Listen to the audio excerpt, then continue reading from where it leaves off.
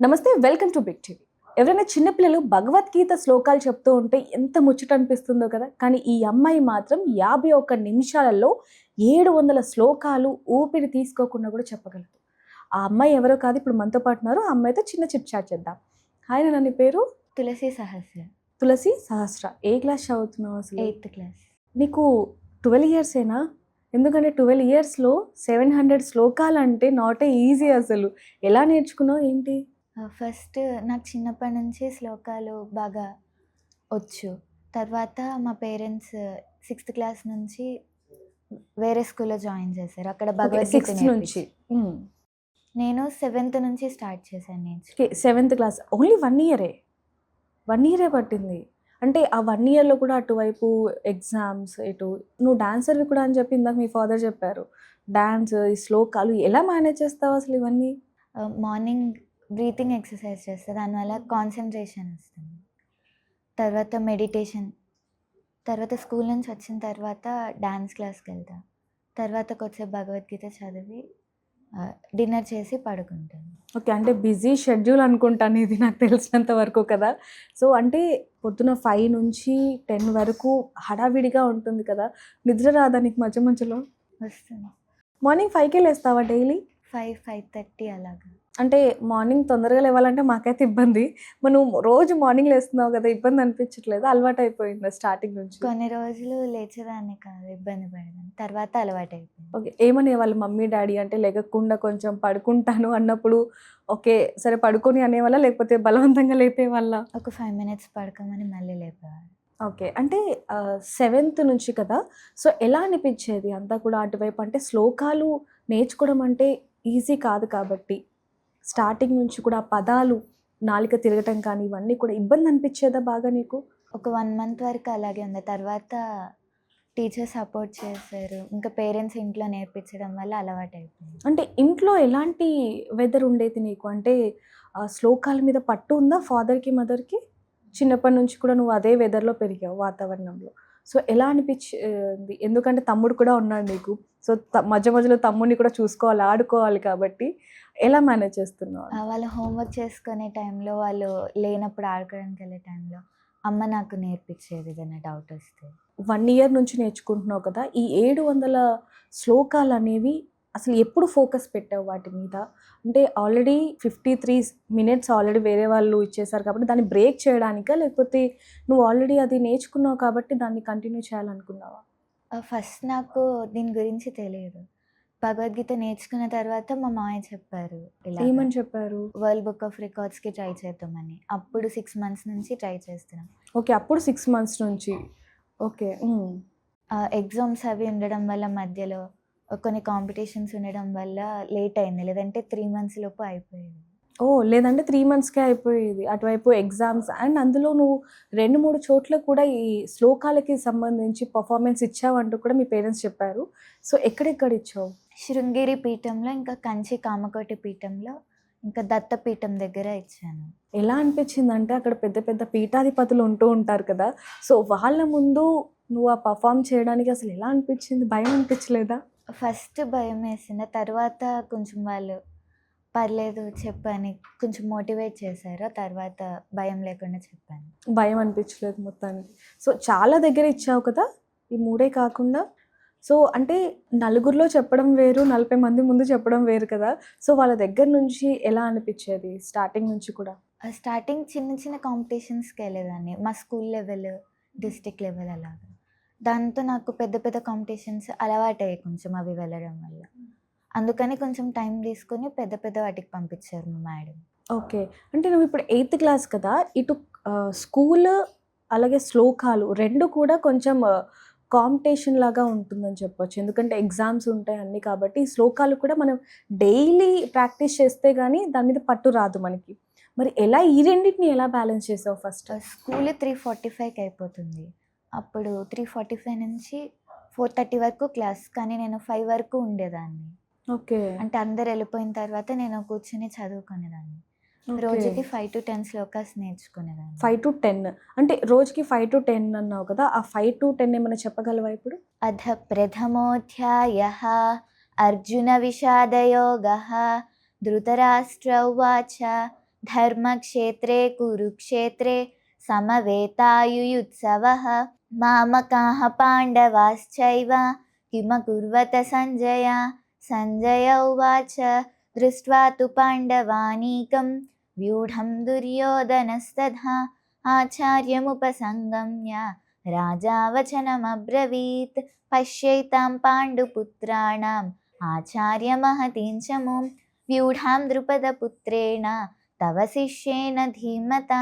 అత్ర శూరా మహేశ్వాస భీమార్జున సమాయుధి యుయుధానో విరాటశ్చ ద్రుపదశ్చ మహారథః దృష్టకేతుశ్చేకితానః కాశీరాజశ్చ వీర్యవాన్ పురుజిత్ కుంతిభోజశ్చ సైభ్యశ్చ నరపుంగవః. అసలు ఎంత బాగా చెప్తున్నావో తెలుసా? అంటే మామూలుగా నువ్వు భగవద్గీత శ్లోకాలే కాకుండా నారాయణ శ్లోకాలు అండ్ అలాగే వినాయక చవితికి సంబంధించిన శ్లోకాలు కూడా చెప్తూ ఉంటావని చెప్పి ఇందాక మీ ఫాదర్ చెప్పారు. నిజమేనా? అంటే ఎలా, అంటే సాంస్క్రిట్ అనేది నీకు చిన్నప్పటి నుంచి పట్టుందా లేకపోతే ఏంటి? చిన్నప్పుడు బాల వికాస్ అని ఒక క్లాస్లో జాయిన్ అయ్యాను. ఆన్లైన్ క్లాసెస్ చెప్తారు. అక్కడ నాకు నారాయణ ఉపనిషత్తు, గణపతి అథర్వశీర్షం నేర్పించారు. సో అది నేర్పించారు కాబట్టి నీకు కొంచెం ఇప్పుడు ఈజీ అవుతుంది అనమాట. సో ఇక్కడ సబ్జెక్ట్ కూడా మెయిన్ తీసుకోవచ్చు. సో సెకండ్ లాంగ్వేజ్ ఏంటి నీది? ఇంగ్లీష్. ఇంగ్లీష్. సో ఇటు సాంస్క్రిట్, ఇంగ్లీషు, తెలుగు అన్నీ అసలు భలే మేనేజ్ చేస్తున్నావు. అసలు అంత ఓపిక ఎలా వస్తుంది? ఇంత బిజీ షెడ్యూల్లో కూడా తనటు డ్యాన్స్, స్కూల్, మళ్ళీ శ్లోకాలు ఇవన్నీ కూడా అసలు ఎలా మేనేజ్ చేస్తున్నావు? ఎప్పుడు అనిపించలేదా అంటే ఇంత బిజీగా ఉంటున్నాను, ఇబ్బంది అనిపిస్తుంది అని ఎప్పుడు అనిపించలేదా? సో ఇంట్లో వాళ్ళ నుంచి ఎలాంటి రెస్పాన్స్ ఉండేది, ఫాదర్ అండ్ మదర్ దగ్గర నుంచి? వాళ్ళు ఎగ్జామ్స్కి హెల్ప్ చేసేవారు. ఇంకా నాకు ఎప్పుడైనా కాంపిటీషన్స్ ఉన్నప్పుడు అమ్మ నా దగ్గర కూర్చొని నేర్పించేది, శ్లోకాలు అప్పచెప్పించుకునేవారు. ఎగ్జామ్స్ అప్పుడు కూడా నాకు అన్నీ ఎక్స్ప్లెయిన్ చేసేది. నాకు దానివల్ల ఈజీ అయ్యేది. ఓకే. అమ్మ పేరు, నాన్న పేరు ఒకసారి? అమ్మ పేరు శ్రీలక్ష్మి, నాన్న పేరు సతీష్ కుమార్. ఓకే. ఇద్దరు కూడా నీకు చాలా సపోర్ట్ చేస్తూ ఉంటారు కదా. అంటే ఫస్ట్ ఆఫ్ ఆల్ నిన్ను పికప్, డ్రాప్ చేయాలంటే కొంచెం ఇబ్బంది అవుతూ ఉంటుంది కదా. అప్పుడు నాన్న కొంచెం ఇబ్బంది పడేవాళ్ళా లేకపోతే ఏంటి? ఎలా అనిపించేది అమ్మ నీకు? దింపేది స్కూల్. ఓకే. ఎలా అనిపించేది? అంటే ఫాదర్, మదర్ ఇబ్బంది పడుతున్నారు అన్నట్టు ఎప్పుడైనా అనిపించేదా? అంటే ఇంత కష్టపడుతున్నారు, నన్ను ఇంత ఎంకరేజ్ చేస్తున్నారు, నేను ఖచ్చితంగా నేర్చుకోవాలి అన్నట్టు ఏమైనా అనిపించిందా? ఎలా అనిపించేది వాళ్ళ కష్టం చూస్తున్నప్పుడు? వాళ్ళు మోటివేట్ చేసేవారు. ఇంకా కొన్ని రోజులు ప్రాక్టీస్ చేస్తే వచ్చేస్తుందని మోటివేట్ చేయడం వల్ల నేను తొందరగా ఎప్పుడైనా కంప్లీట్ డిసప్పాయింట్ చేయగలను. అయ్యావా? అంటే నేను చెప్పగలనా అసలు ఇన్ని శ్లోకాలు నాకు గుర్తుండట్లేదు అని కొంచెం ఫీల్ అవ్వటం, ఏడవటం కానీ జరిగాయా? ఎప్పుడు? రీసెంట్గానే 6 months బ్యాక్. ఏం జరిగింది అసలు ఆ రోజు? ఇప్పుడు చెప్పలేను, నాకు గుర్తుండట్లేదు అని ఏడ్చినప్పుడు మేడం చెప్పారు, 6 months 1 year ఎంత కావాలంటే అంత టైం తీసుకో, బాగా నేర్చుకున్న తర్వాత చెప్దు కానీ అన్నారు. నేను 3 monthsలో చెప్పాను, కానీ ఎగ్జామ్స్ అవి రావడం వల్ల 6 months పట్టింది అన్నీ చేయడం వల్ల. అంటే నువ్వు స్టార్టింగ్ నుంచి ఇప్పటి వరకు కూడా టీచర్ని కొంచెం, అంటే ఆవిడ నీకు బాగా సపోర్ట్ చేస్తున్నట్టున్నారు. అసలు ఎవరు, ఏంటి? మేడం పేరు వేదాంతం Vishnupriya miss. Miss Hindi, Sanskrit చెప్తారు స్కూల్లో. మేడం గుడిలో కూడా శ్లోకాలు అవి చెప్పేవారు. ఓ. మేడంకి భగవద్గీత వచ్చు, చిన్నప్పుడు కాలేజ్ ఆ Hmm. టైంలో నేర్చుకున్నారు. అందుకని ఈవినింగ్ 4 to 4:30 ఫ్రీగా క్లాస్ చెప్పేవారు. అంటే స్కూల్ నీకు అయిపోయిన కూడా తర్వాత. వాటి మీద బాగా ఇంట్రెస్ట్ ఉండేది కదా. అండ్ ఇందాక నువ్వు స్టార్టింగ్లో చెప్పావు, ఇప్పుడు ఏదైతే స్కూల్లో జాయిన్ అయ్యానో అక్కడ భగవద్గీత కూడా చెప్పేవాళ్ళు అని. సో ఎలా అనిపించేది అది విన్నప్పుడు నీకు? బాగా ప్రౌడ్గా అనిపించేది, ఎందుకంటే స్కూల్లో బాగా నేర్పించేవారు. స్పెషల్గా 700 శ్లోకాస్ ఇంట్రెస్ట్ ఉన్న వాళ్ళకి 5 వరకు నేర్పించేవారు. అంటే మామూలుగా ఈ రోజుల్లో చాలామంది పిల్లలకి భగవద్గీత అంటే కూడా తెలియదు. సో అలాంటిది నువ్వు ఆ బుక్ చదివావా మొత్తం? సో ఎలా అనిపించింది బుక్ మొత్తం కూడా? అంటే బాగా అనిపించింది, ఏ సిచ్యువేషన్లో అయినా స్ట్రాంగ్గా ఉండాలి. అంటే ఏం చెప్తావు? చాలామంది కూడా చిన్న చిన్న పిల్లలు ఈరోజు చదువుకోవాలి అన్నా, లేకపోతే ఫస్ట్ ర్యాంక్ రాలేదనో, లేకపోతే టీచర్ తిట్టిందనో, హోంవర్క్ చేయాలంటే కొంచెం లేజినెస్ అనేది మనకు కనిపిస్తూ ఉంటుంది కదా. సో అదంతా బుక్ చదివాక నీకు ఎలాంటి అనిపించింది? అంటే ఎలాంటి ఫీలింగ్స్ అనిపించింది? అంటే మనం ఏదైనా వర్క్ చేయాలి, దాని మీద కాన్సన్ట్రేట్ చేయాలి, కానీ వచ్చే ఫలితాన్ని ఆశించకూడదు. లేజినెస్, భయము వీటన్నిటిని వదిలేసి ఆ పని పూర్తి చేయాలి ముందు. మామూలుగా నువ్వు ఇప్పటి వరకు చాలామంది ముందు పర్ఫార్మెన్స్ చేసావు కదా. నీకు బాగా నచ్చిన పర్ఫార్మెన్స్ ఏది? దత్తపీఠం దగ్గర, శృంగేరి దగ్గర చేశాను అంటే ఎందుకు బాగా. స్పెషల్‌గా రెండే ఎందుకు? అంటే ఆ రెండిట్లో కొంచెం బాగా చెప్పానండి. ఓకే. అంటే నీకు కాన్ఫిడెన్స్ ఎక్కువుంది కాబట్టి. సో, అది చెప్పిన తర్వాత ఇంట్లో వాళ్ళ రెస్పాన్స్ ఎలా ఉంది అసలు చెప్పు ఫస్ట్? వాళ్ళు ప్రౌడ్‌గా ఫీల్ అయ్యారు. అప్రిషియేట్ చేశారు. అంటే చాలామందికి ఎంత పాజిటివ్ ఉంటుందో అంతే నెగెటివ్ కూడా ఉంటుంది కదా నాన్న. సో, నీకు మీ ఫ్రెండ్స్ సైడ్ నుంచి కానీ ఎవరైనా సరే నువ్వు చెప్పలేవు ఎందుకు ఇదంతా స్కూల్ చదువుకోవచ్చు కదా అన్న వాళ్ళు ఎవరైనా ఉన్నారా? లేరు. అందరూ సపోర్ట్ చేసేవాళ్ళే. సో, ఇంతమంది సపోర్ట్ చేస్తూనే నువ్వు ఇక్కడి దాకా వచ్చావని చెప్పొచ్చు. మరి వాళ్ళందరికీ ఏం చెప్తావు అసలు?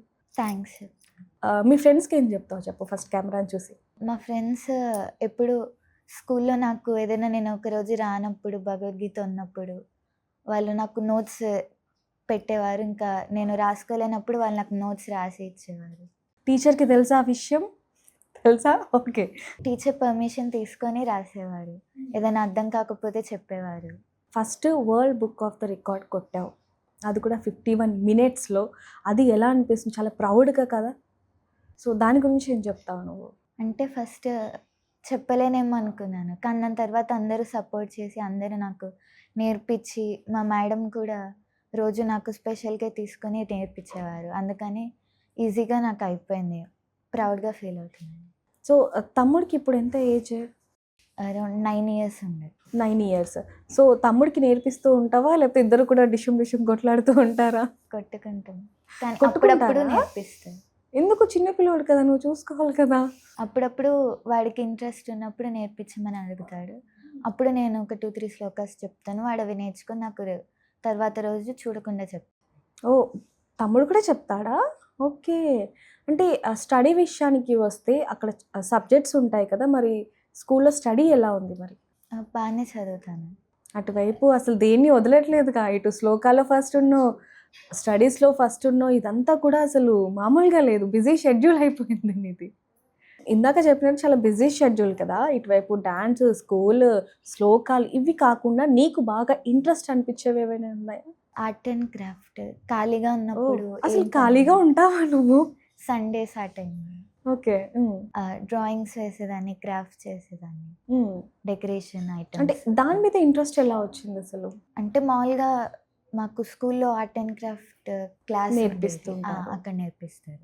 ఇంకా ఏమైనా నేర్చుకోవాలనిపిచ్చేదా? అంటే ఇప్పుడు ఆల్రెడీ శ్లోకాలు అయిపోయింది కాబట్టి, ఇప్పుడు ఆల్రెడీ ఎక్స్‌ట్రా యాక్టివిటీస్ కూడా ఉన్నాయి. ఇంకేమైనా నేర్చుకోవాలి, ఇంకా ఇదవ్వాలన్నది ఏమన్నా ఉందా నీకింకా? డ్రాయింగ్ నేర్చుకోవాలనుకుంటున్నాను. ఓకే. ఇంకా డ్రాయింగ్ ఓకే. హ్మ్. ఇంకా? అంటే డ్రాయింగ్ ఒకటి నేర్చుకోవాలనుకుంటున్నాను. డ్రాయింగ్, ఆర్ట్ అండ్ క్రాఫ్ట్ ఇవన్నీ. ఓకే. క్లాసికల్ డాన్స్ ఒచ్చా లేకపోతే? Classical dance. భరతనాట్యం. అంటే వాటికి కూడా క్లాసెస్ తీసుకున్నావా? లేకపోతే ఇంట్లో వాళ్ళు నేర్పించడం వల్ల నువ్వు ఇంట్లోనే నేను బయట నేర్చుకోవడం? నేర్చుకునేదాన్ని శాంతిశ్రీ టీచర్ దగ్గర ఏలూరులో. ఓకే. ఏలూరులో. ఓకే. అంటే ఇవన్నీ మేనేజ్ చేయడానికి అసలు నీకెక్కడి నుంచి ఓపికొస్తుంది? ఫస్ట్ ఏం తింటావసలు? మమ్మీ ఏం పెడుతూ ఉంటుంది? మామూలుగా రైస్ అండ్ కర్రీ అవే పెడతాను. Rice and curry. మామూలుగా రైస్ అండ్ కర్రీ అంటండి. అంటే ఇటు ఎక్స్‌ట్రా యాక్టివిటీస్ చేస్తున్నావు, స్కూల్, ఇంట్లో తమ్ముడిని చూసుకుంటావు, హోంవర్క్, శ్లోకాలు. అంటే అందరికీ ఎందుకు షాక్ అనిపిస్తుందంటే శ్లోకాలు ఫస్ట్. అవి నేర్చుకోవడం అంటే అసలు చిన్న విషయం కాదు. అలాంటిది 700 శ్లోకాలు 51 నిమిషాల్లో చెప్తున్నావు అంటే అసలది మామూలు విషయం కాదు. సో, అందరికీ ఏం చెప్పేస్తావు ఒక్కసారిగా? లాస్ట్ అండ్ ఫైనల్ చెప్పు. అందరూ భగవద్గీత నేర్చుకొని దాంట్లో మనం ఎలా బ్రతకాలి, సొసైటీలో ఎలా ఉండాలి, ఏం ఆశించాలి, ఏం ఆశించకూడదు, ఇలాంటివన్నీ ఉంటాయి. దానివల్ల మనకి జీవన విధానం తెలుస్తుంది. నువ్వేమవుదాం అనుకుంటున్నావు అసలు? ఐఏఎస్. ఐఏఎస్. ఓహ్! వావ్! సో, ఇంట్లో వాళ్ళు అంటే డ్యాడీ స్టడీస్ ఇదంతా ఏంటి అంటే అసలు ఎడ్యుకేషన్? ఇంట్లో రోజు చదివిస్తుంది అమ్మ. మ్యాథ్స్ నాకు ఎక్స్‌ప్లెయిన్ చేసేది, హిందీ, మ్యాథ్స్ ఇలాంటి సబ్జెక్ట్స్. హ్మ్. ఐఏఎస్‌కి సంబంధించినవి కూడా బుక్స్, మెటీరియల్‌తో చదువుకునేదాన్ని. ఓకే. మమ్మీ వాళ్ళు కూడా ఎడ్యుకేటెడ్ కాబట్టి నీకు అది కొంచెం బాగా వచ్చింది. సో, ఫస్ట్ ఆఫ్ ఆల్ ఫాదర్‌కి, మదర్‌కి ఏం చెప్తావు చెప్పు? నన్ను సపోర్ట్ చేసినందుకు, మోటివేట్ చేసినందుకు చాలా థ్యాంక్స్ చెప్తాను. తమ్ముడికి ఏం చెప్తావు? బాగా అల్లరి చేస్తున్నాడు. ఇద్దరు కొట్టుకుంటున్నారు కదా! సో, ఇంకా కొట్టుకుంటూనే ఉంటారా? లేకపోతే ఏంటి? వాడు కూడా నన్ను సపోర్ట్ చేసేవాడు. నేను చదువుకుంటున్నప్పుడు డిస్టర్బ్ చేయకుండా సైలెంట్‌గా వాడు కూడా కూర్చునేవాడు. ఎప్పుడైనా కొట్టావా తమ్ముడిని? ఎందుకు? ఊరికే చదువుకొనివ్వనప్పుడు అలాంటప్పుడు. మమ్మీకి, డ్యాడీకి చెప్పొచ్చు కదా! ఎందుకు కొట్టడం చెప్పు? నిజంగా నువ్వు చాలా గ్రేట్ అని చెప్పాలి. ఎందుకంటే శ్లోకాలు అసలు బిజీ షెడ్యూల్ నీది చాలా వరకు. అండ్ నువ్వు ఏదైతే అనుకుంటున్నావో ఐఏఎస్ అవ్వాలని, నువ్వు అనుకున్నవన్నీ నెరవేరాలని చెప్పి మేము మనస్ఫూర్తిగా కోరుకుంటున్నాం. Thank you so much. Thank you. For more videos like this, subscribe Big TV channel.